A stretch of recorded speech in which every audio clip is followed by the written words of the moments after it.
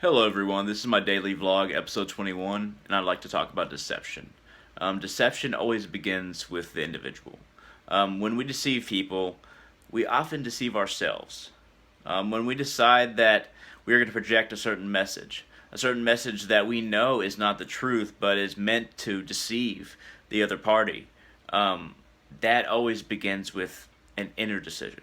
Never begins with an outer decision, even when we decide to lie on the spot.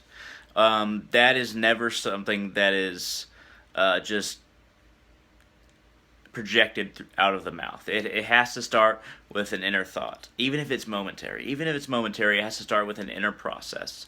And deception is something that people use throughout society. It keeps society polite. It keeps society kind of functioning, unfortunately. That's the kind of society we live in, the human society, not just some particular nation or religion. The human society thrives on deception because if we truly told everyone how we felt or how we view them, then there's a lot of people that wouldn't like each other. Of course, this is good in that way, but in the long run, if we're not truthful with others, if we're not truthful with ourselves about being truthful with others, then it can actually inhibit humanity from progressing as a species. In order for us to progress, we have to realize that there are some sacrifices to be made. Now, these sacrifices, when it comes to deception, are sacrifices of maybe politeness. We might have to sacrifice being polite in order to basically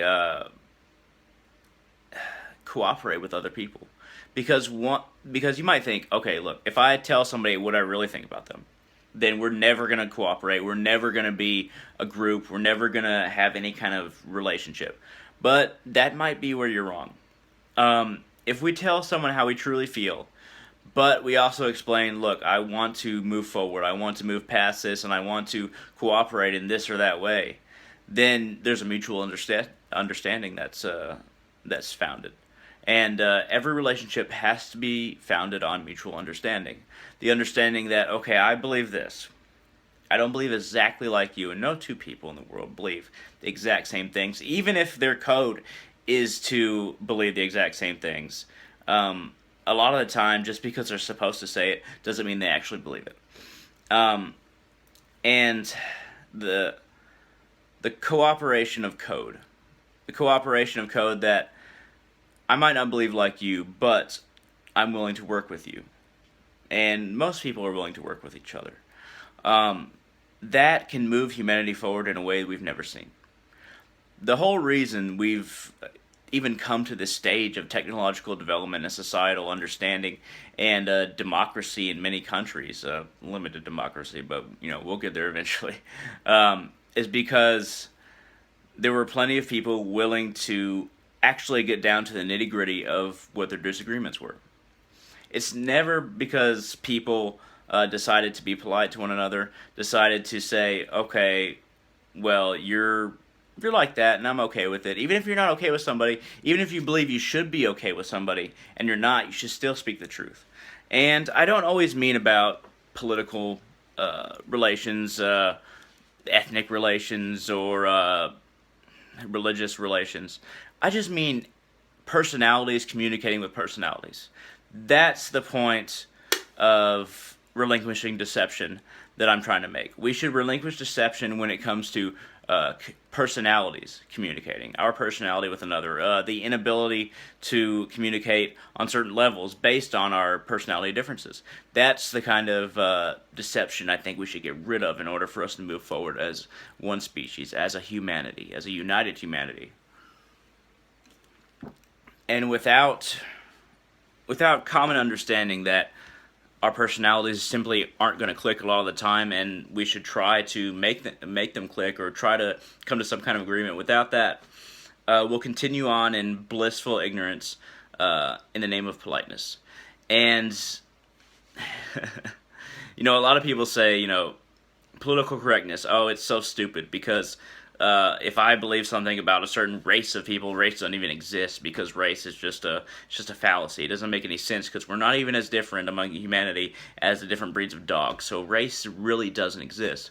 But a lot of people say, oh, I'm not racist. I just want to explain my thoughts about somebody of another race, and it's forbidden in this society. So that's really what's inhibiting me. I should be able to say whatever I want.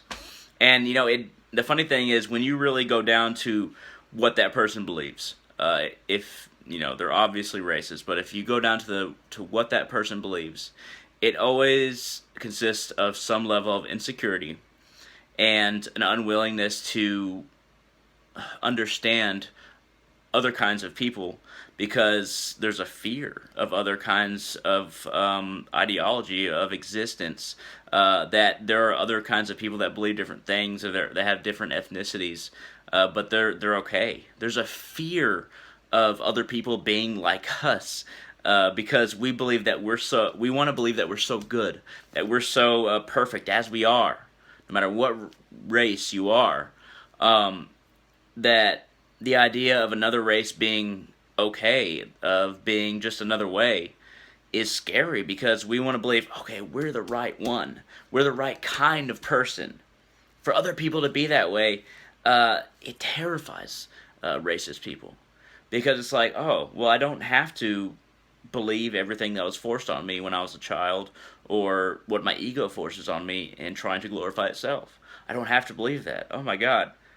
I'm a completely different kind of person than I could have been. I could have been anything, but because of fear, because of ego, because of influence of people that were hateful, I was made to be this person.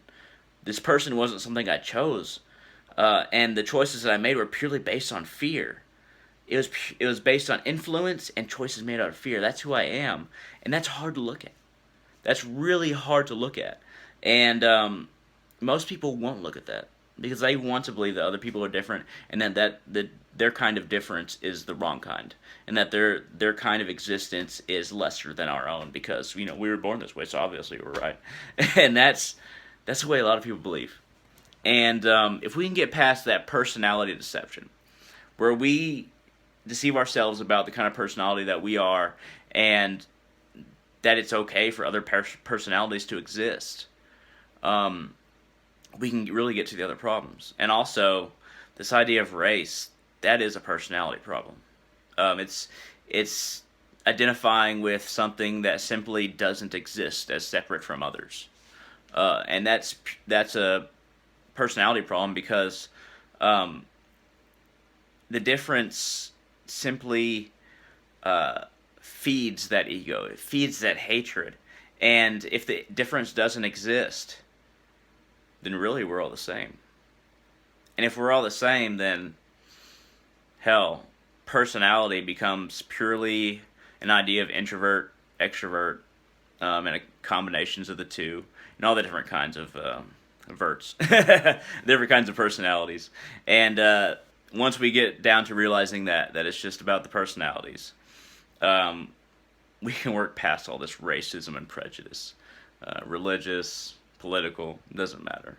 Just if we understand that these are personality differences that are making us hate people and disagree with people the vast majority of the time, then we can work towards understanding each other. And that's all I got to say about that. I hope you've enjoyed this video on deception and how the personality differences are really what we tell ourselves subconsciously, but we don't want to recognize consciously. I hope that idea has helped you a little bit. If it hasn't, then don't like. But if it has, if it made you think, like. Give me a thumbs up, and I'd love a subscribe. Thank you very much for watching.